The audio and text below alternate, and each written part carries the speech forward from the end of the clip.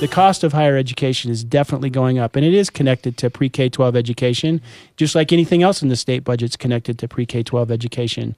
And so here's some numbers to contemplate. Since 2001, 2002, do you know what the undergrad in-state full-time equivalent student paid in tuition at CU Boulder in 2001? For 1 year of tuition? 012, that's right. Just for 1 year, right? Correct. Not to get their BA, not to get their like 3 or 4 year degree. Just 1 year of tuition. 1 year of tuition. 20 grand.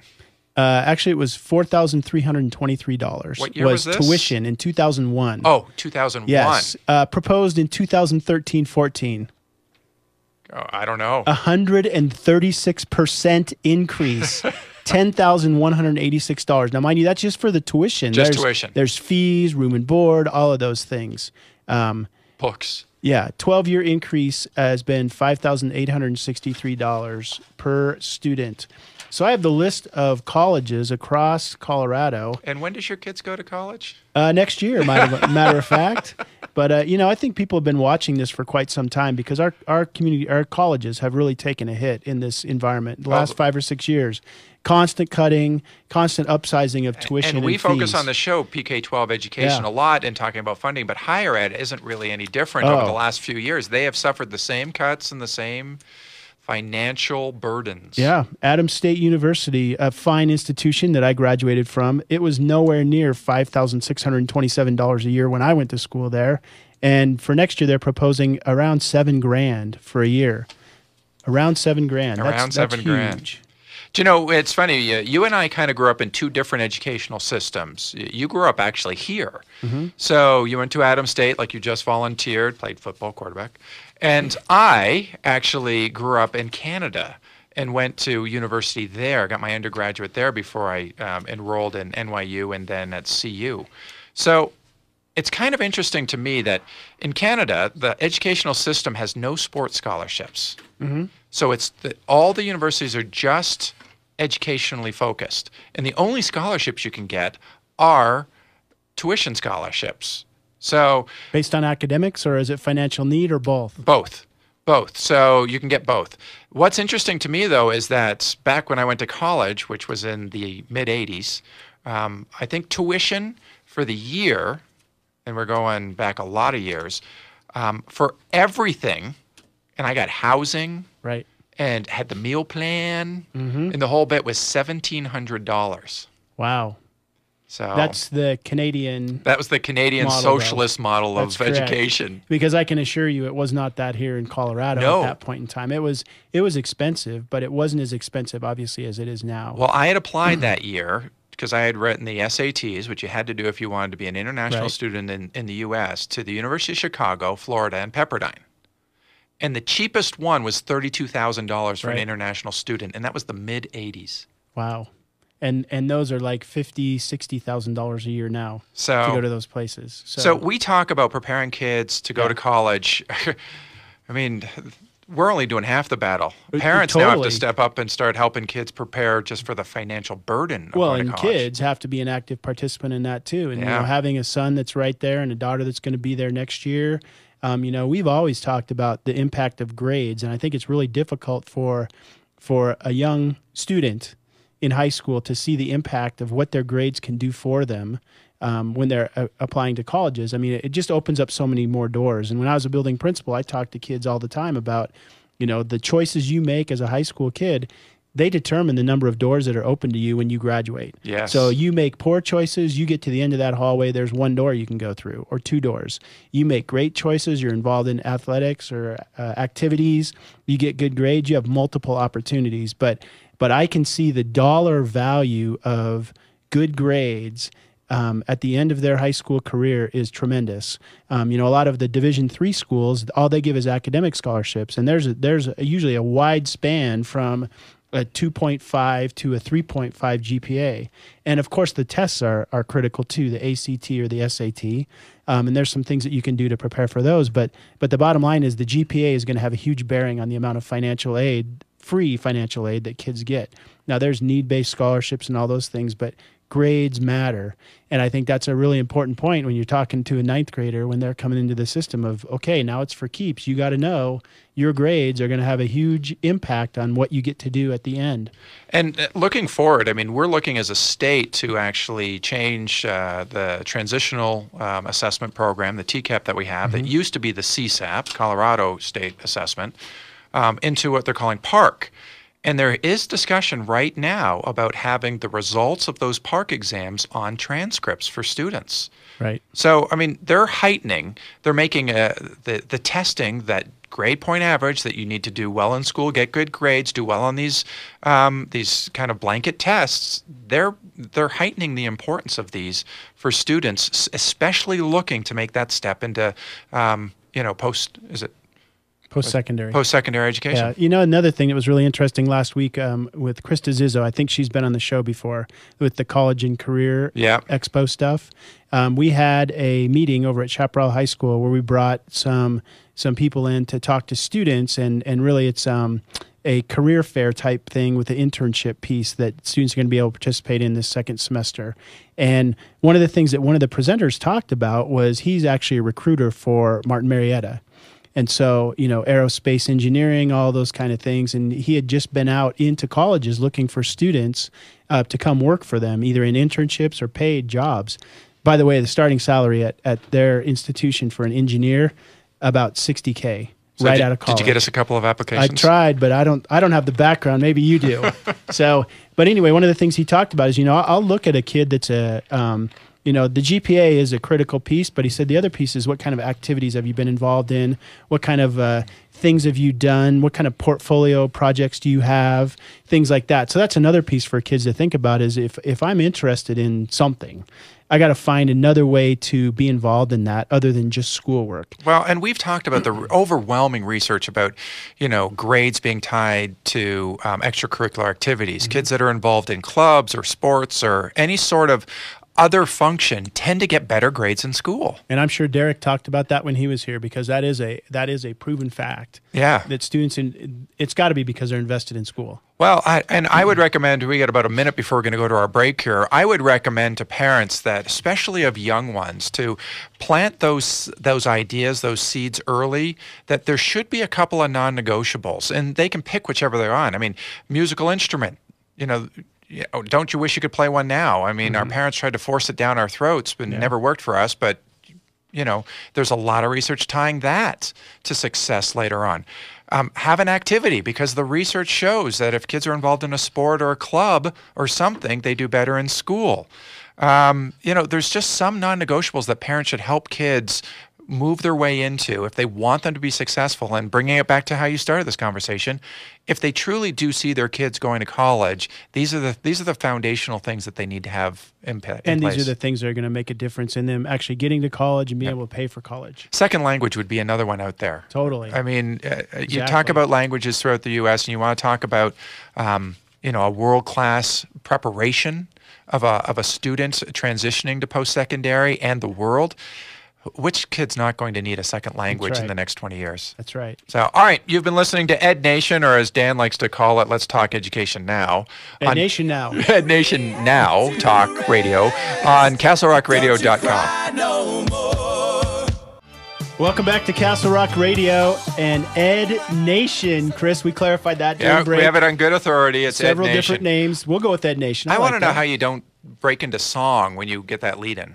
How do you not have those lyrics going through your head? I'm doing it mentally still. Oh, okay. I still got it going. Right. Me too. Got a couple articles here that I just pulled out. Over in Aurora, they recently hired a new superintendent to replace Aurora School John Berry. District, a neighboring district just outside of Denver, Colorado. They've had a non-traditional superintendent before. Obviously, the retired general. Yes, that's correct. So Aurora Public Schools Board has chosen D. Rico Munn, the former director of Department of Higher Education and a former Colorado Board of Education member, as the district's next superintendent. I believe he's a trained lawyer, though, isn't he? That's correct. He serves on the Colorado State University System's Board of Governors, formerly served as Executive Director of Department of Regulatory Agencies and Executive Director of Department of Higher Education. So he's connected to education, but not PK-12. Would you call him an alternative candidate?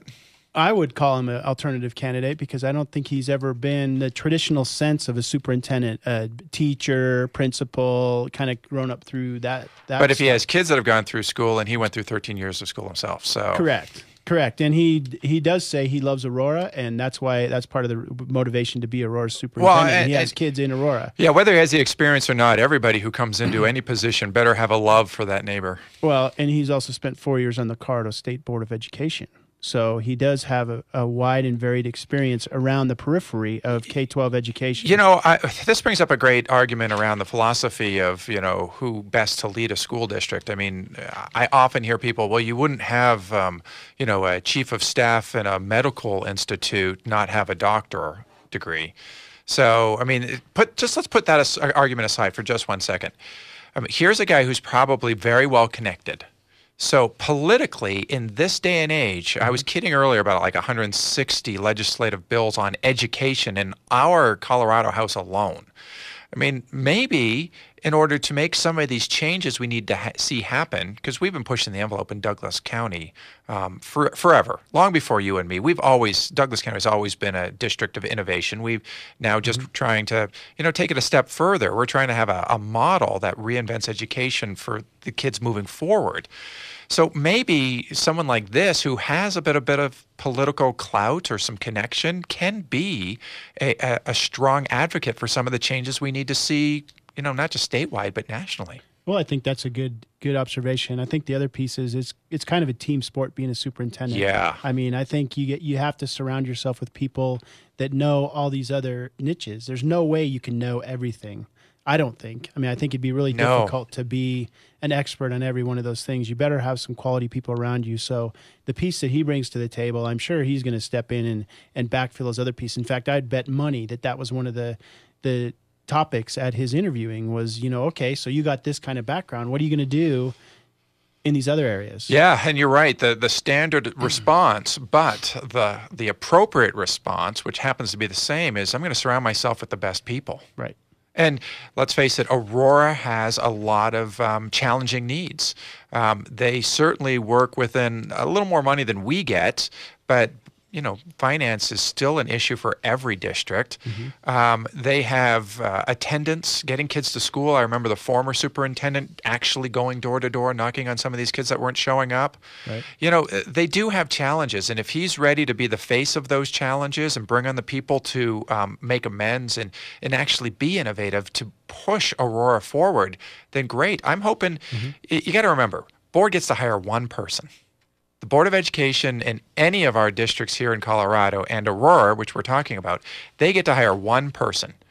They are elected from the populace, right? So whatever platform the Aurora board ran on, this is what they, said they were going to do. They brought in a guy that they feel can do all the right things for their district. Well, and they've had the experience of having a, quote, non-traditional superintendent before, so that's not a daunting task to them to welcome someone into their system and build on that. Well, and you got to remember too, education isn't a dog eat dog between districts. I mean, we would certainly be willing to share anything and everything, as he's looking to actually make a difference. We all work for the benefit of kids, whether they're in our district or the neighboring district. So they're really all our kids.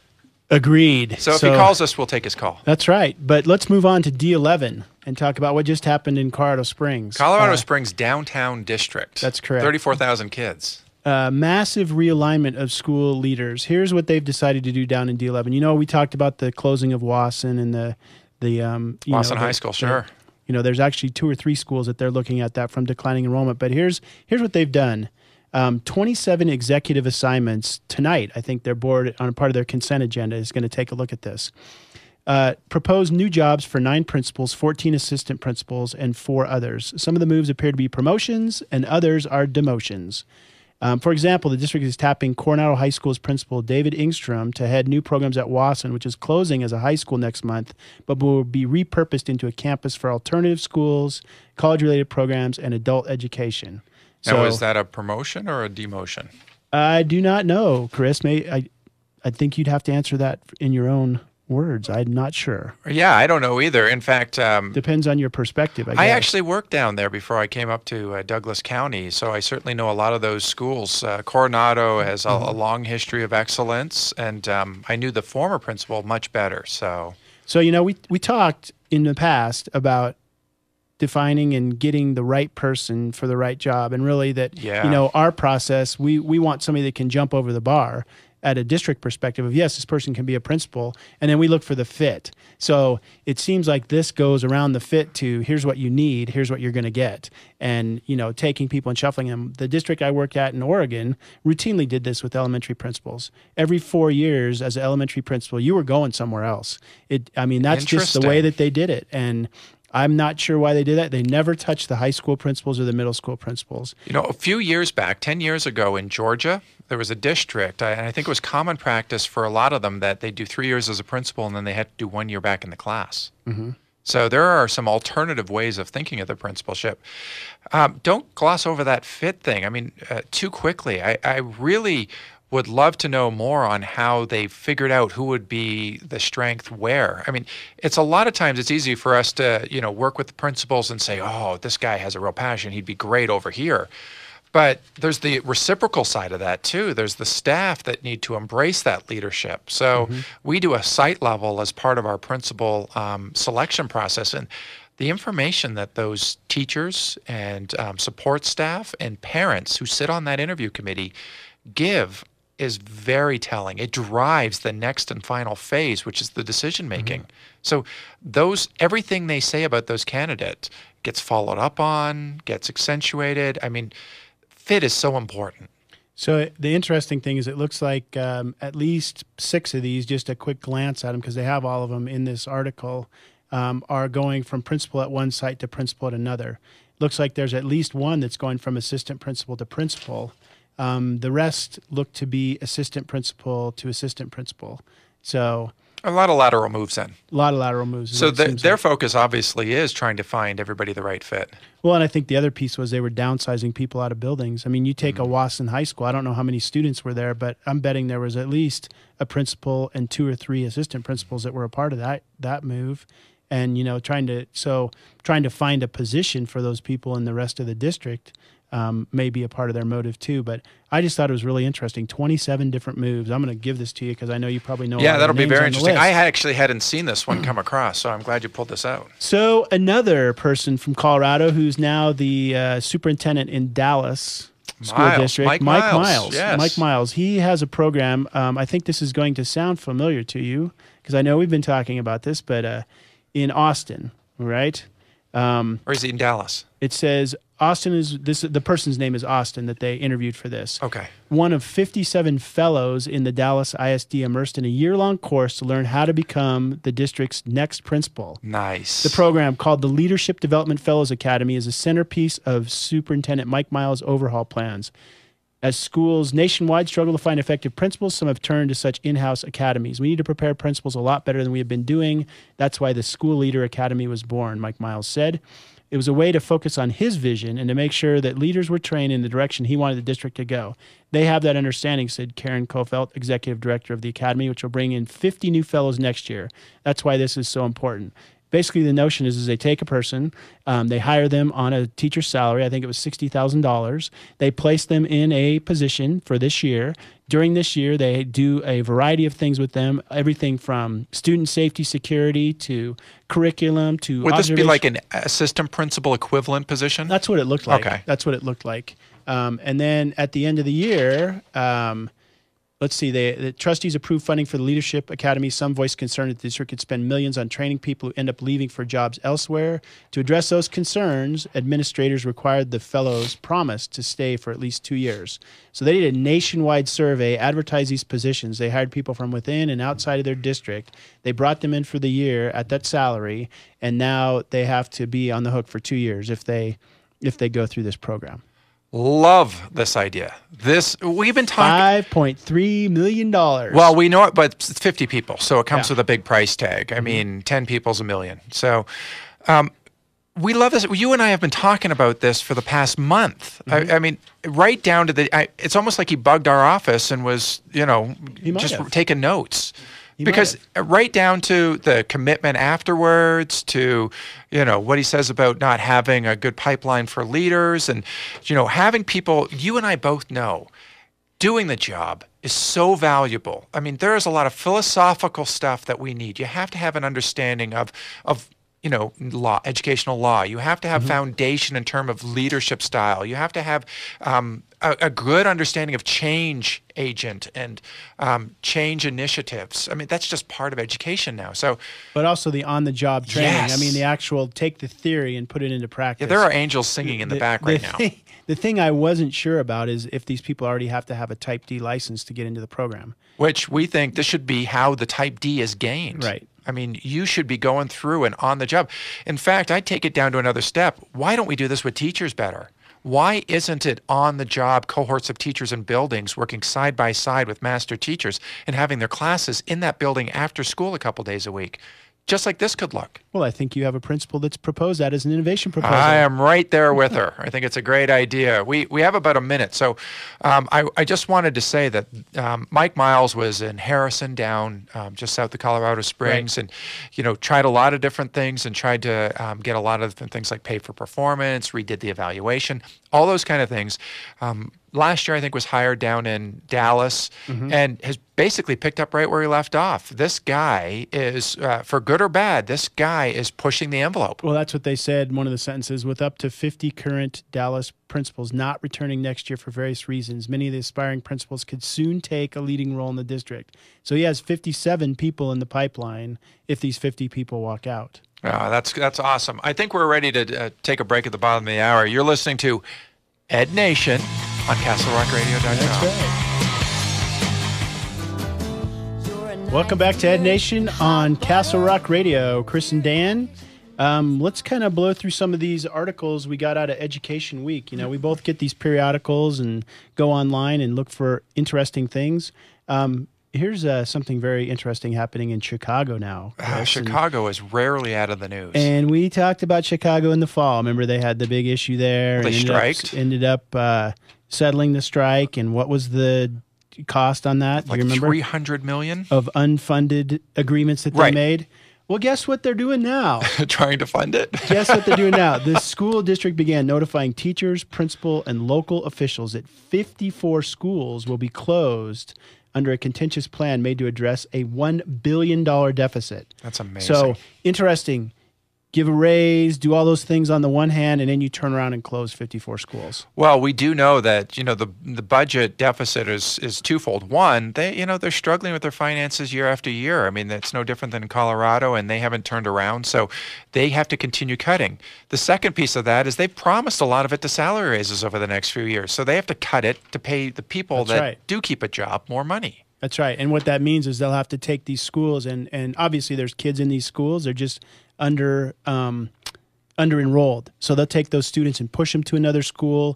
The teachers probably won't follow them, although they may. I mean, in order to get to that $1 billion, closing a facility doesn't save you a lot of money. Closing the facility with the staff, that's what saves you money. Right. And I think when we've gone through this process in other districts, I think, just the general savings year after year is about $400,000 for an elementary school, and it goes up for the larger schools like a middle and a high school. For the building. Right. Not for the personnel costs. Exactly. So in order to make up $1 billion, 54 schools at $400,000 a pop. Yeah, $1 billion. That doesn't cover this is Dr. Evil, $1 billion. $1 billion. Right. What covers it is actually downsizing the staff. So those kids end up going to another school, impacting class size at another school, right, especially if the staff doesn't follow them. So yes, it is. It's more economical to run a bigger school and have more students in there. I mean, there's a place where that return is helpful. But still, I can't believe that you have to close 54 schools on the heels of making a $300 million promise. And they're not alone. I don't have the article in front of me, but over the break, I was reading that Philadelphia, I think, is going through the exact same with a few more schools. So, I mean, this is hitting some of our really large urban districts, Chicago, Philadelphia. How many schools in New York? Weren't they doing the same thing? Yeah, I think that was approaching 100 schools is what I remember. Yeah, and then L.A. is probably going to have to go through something along the same lines because they're not going to be able to balance their budget either. Well, I just thought that was an interesting piece to bring back. And speaking of bringing stuff back, Chris, I have a dual enrollment story here. Nice. We've talked about the college dual enrollment classes we have in Douglas County. Well, programs that allow high school students to begin to earn college credit can significantly boost the likelihood that students in poverty eventually go on to earn a college degree, according to a University of Iowa study. I remember when we put ours into play, that was one of the pieces we talked about. While we don't have students in poverty as much as some other school districts, what we did talk about is a student having an opportunity to have a successful experience with a college level course as a high school kid makes a tremendous impact on them moving forward. You know what? It's a universal concept that getting ahead is good. And dual enrollment, dual credit is getting ahead. This is giving kids an opportunity to work towards, and we started the show with the incredible cost, rising tuition of post-secondary education. This is a universal constant. Getting ahead is good. Well, and the other thing they talked about in this article was found dual enrollment had an even stronger effect when participants were compared with other students who were not in other accelerated programs, such as AP. So dual enrollment has a bigger effect than advanced placement classes, is what it appears. That's interesting. Yeah, I like that. I wonder if that's because the body of evidence a student creates across the whole course, as opposed to having to do the old style model of learn and then take a test at the end. Well, AP is a rigor focus, right? We're talking about advanced, right? And dual enrollment is getting extra credit. So what would you rather do? I'd rather get extra credit, Chris. Always. So let's keep flipping around the nation. San Diego superintendent pick has deep parental ties. Ooh. Here's the other side of the coin. We talked about Rico Munn getting the superintendency in Aurora. Well, in the San Diego school district, they just appointed their superintendent, previously an elementary principal. So no central office experience. I like him already. No, it's a her. Oh, I like her already. Elementary principal. The elevation of an elementary educator directly to such a level, the superintendency of the 19th largest school district nationwide, would be highly unusual, if not unprecedented. Yeah, I don't think that's ever happened in a large district. Never happened. They had a quote in here later on from some big muckety-muck somewhere that said, "I've never observed this happening." He says it's happened in smaller school districts. Sure. But like 1,000 kids. But not in the 19th largest school district. So elementary principal to superintendent. Imagine what that's going to be like. Oh, I can't imagine the learning curve. I mean, I learn something new every day on this job, that preparation. I don't know how they're going to do that. But so does the article actually say how they managed to convince the board that they were the right person to lead the 19th largest district? Well, it appeared that she was just appointed. They went and got her. That's what it appeared in the article when I read that. Now, I didn't read it like word for word, and I probably skimmed through some places, but I guarantee you we're going to be hearing about this more over the future shows. Yes, and I think I will look at that when we go to a break about how they got to her, but I thought it just seemed like they just went and got her and said, "Congratulations, you're our new superintendent." So 19th largest, that's got to be what? More than 100. San Diego, what is that, like 200,000 students maybe? 133,000 enrolled in the district. That's amazing. Yep. She went from a school of 850 students at Central Elementary School to 133,000 across the district, California's second largest. Wow. Well, like I said, I think we're going to be talking about that more as we go forward, for good or for bad. And well, here you go. Since the board had talked about parent involvement, then chose the superintendent behind closed doors, we thought it would make it very difficult for her. But there's parents that know her from their elementary school that championed her. Well, so. All right. Hey, we haven't talked in depth because I know Dr. Fagan, who does like the sister show to this, she brought in right after Sandy Hook, all the, they brought in the sheriff and the sheriffs of the other counties within, or the other areas within Douglas County and towns. And they talked about it, but, I know that was 4 months ago. Now, you can imagine as the political mechanism and the jauntering around of what should happen to increase safety in our schools has played out. We're no longer in reactive mode. We're now in what are we going to do moving forward mode. There is everybody who's talking about what we should be doing in schools. The NRA wants to put an armed person and even arm teachers and principals.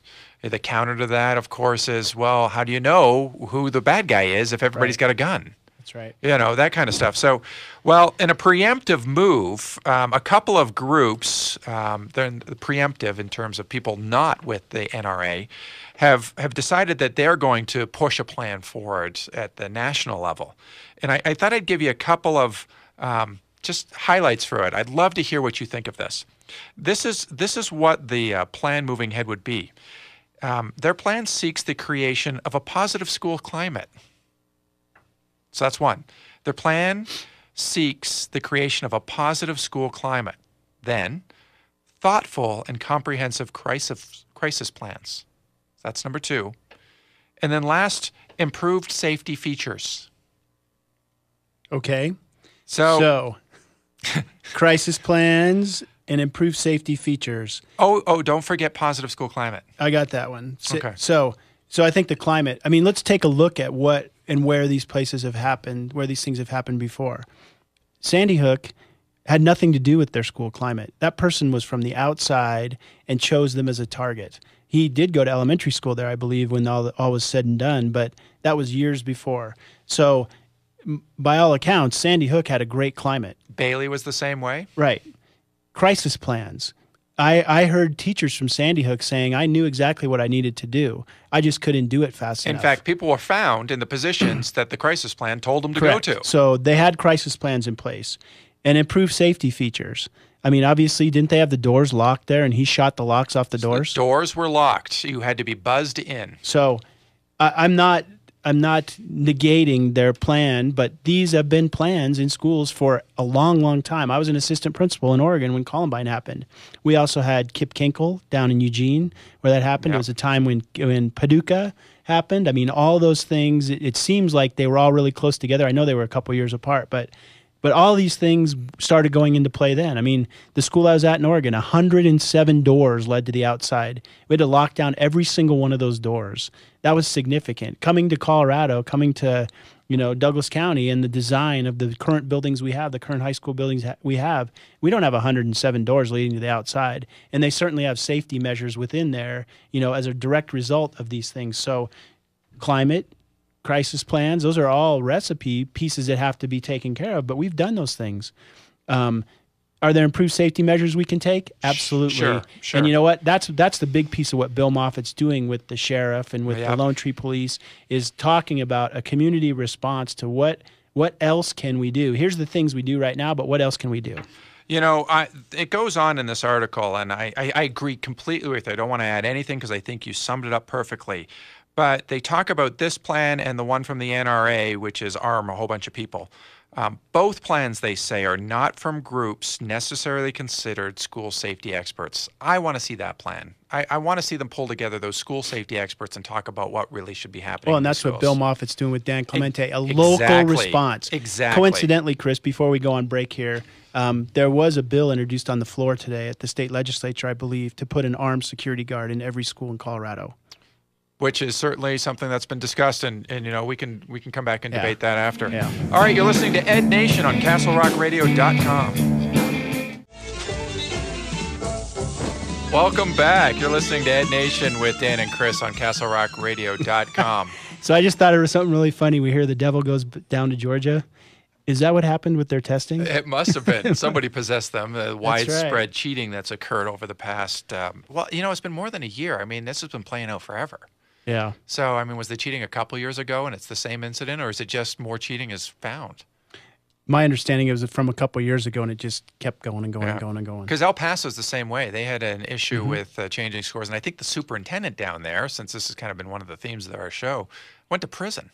Right. So I just saw that on the news too. Yeah. I don't think he was an elementary principal. The superintendent was not. I don't think that was so. part of his learning curve. No. We're entering the last 8 or 9 minutes of the show, and this I get emails every once in a while saying this is everybody's favorite part of the show. Really? Yeah. So no 'cause pressure. we just take headlines from different places across the nation and try to bring them to the forefront here. So That's right. That's right. Here, let me start with this one. So, South Carolina, there's a district where one of the students was barred from wearing a Confederate flag on her T-shirt. She was so upset that she sued the district, and they took it all the way to the U.S. Court of Appeals, Fourth Circuit in Richmond, Virginia. who found unanimously that the shirts justified school officials' view that they were likely to cause substantial disruption. Because they had in the past. That's right. That's exactly what I think. I read that too, and I just skimmed over it again. They had unanimously past racial incidents in the district schools and a potential for differing student interpretations of such shirts. I would wonder if that was happening in another school in another state where they hadn't had the past, what the ruling would be. Well, and you were, before we went to break, you were talking so much about local control, and I really do think some of these sensitive issues do have to fall under local control. I recognize, and this goes all the way back to a lot of legal cases in education, students do surrender some of their rights for public display and free speech when they enter a building, because the building, the educational building, has a responsibility to maintain decorum and order in that. So if it does become disruptive, the school does have the right, in the benefit of all students, to say, no, you can't wear that, or no, you can't say that, that kind of stuff. You do surrender some of your First Amendment rights. That's right, but there is a line there that Yes. you can't cross, and sometimes it's better to try to negotiate with the student than try to get to then cross that line. So. We had one of these a couple of years ago up in Westminster. Do you remember that there were there it was flags again. It was American Yeah. and Mexican flags, and the school said you can't wear, get this, camouflage, because that's where this argument between two factions of the school had evolved to. And they were found that it was okay because it was going to create a substantial disruption in the school environment. Well, and go back and think. I mean, I know you were in education when Columbine happened. I know we Yeah. went back to I was that piece. teaching. I remember, students coming to school in trench coats. Oh, yeah. Couldn't wear trench coats. Students coming at one of the schools I was at in Oregon wearing like the Carhartt jackets, the all brown canvas jackets, Brown Pride. One of the things, one of the ones I found most interesting was down in Colorado Springs was the rosary. Do you remember the gangs that adopted the Oh, yeah. rosaries as gang symbols, thinking that it would be protected?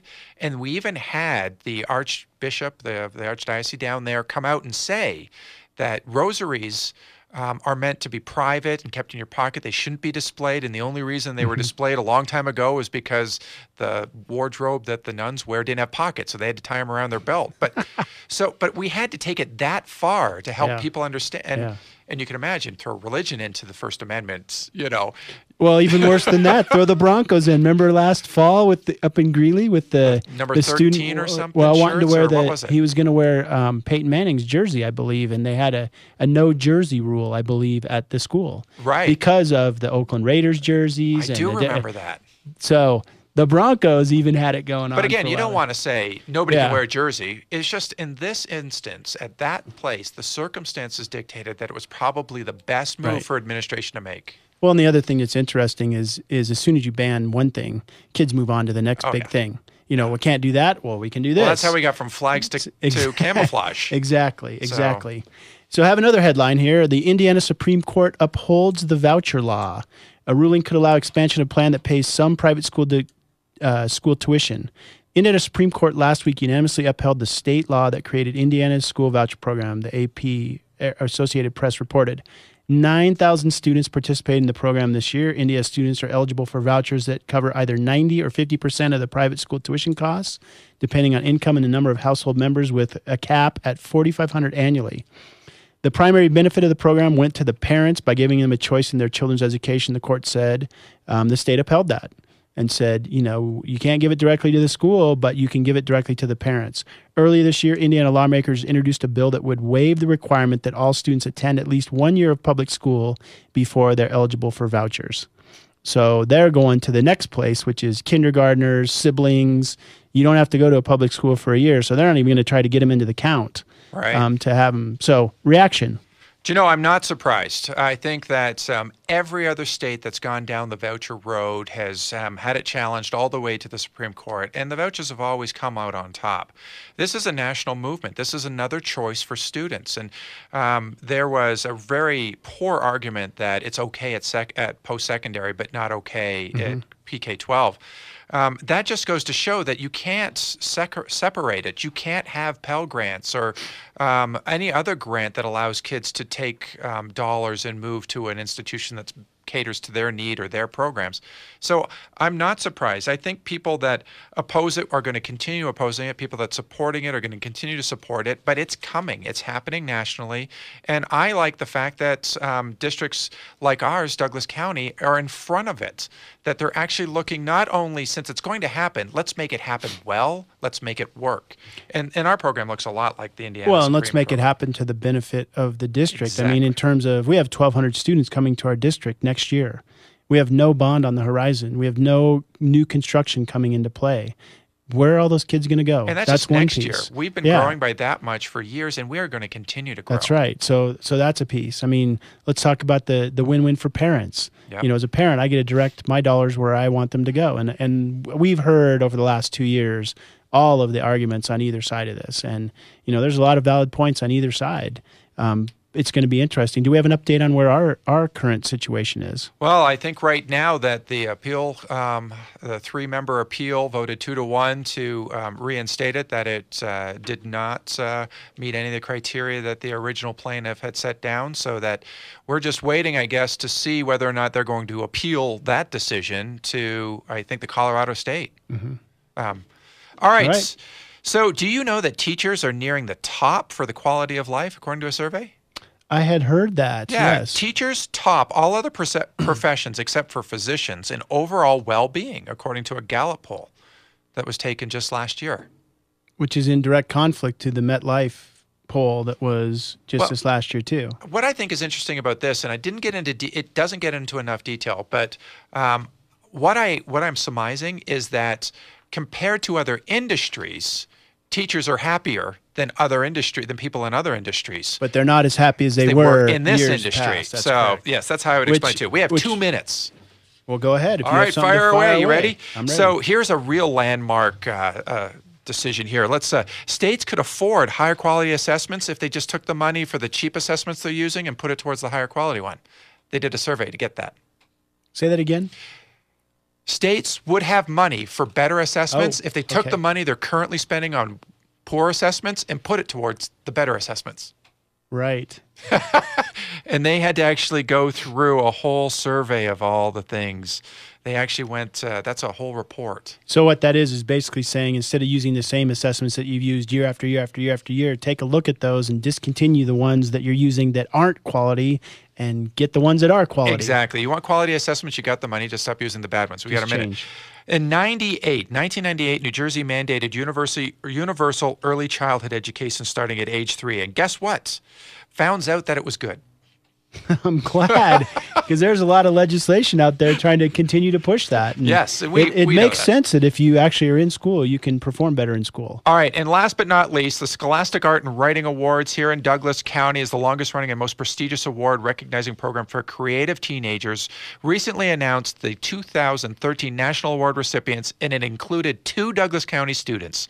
Thunder Ridge High School junior Carter Daughtry, and I'm looking for the Andy Shimon, a junior at Highlands Ranch. So congratulations to them. Congratulations to those students. All right, you've been listening to another exciting, wonderful episode of Ed Nation on CastleRockRadio.com.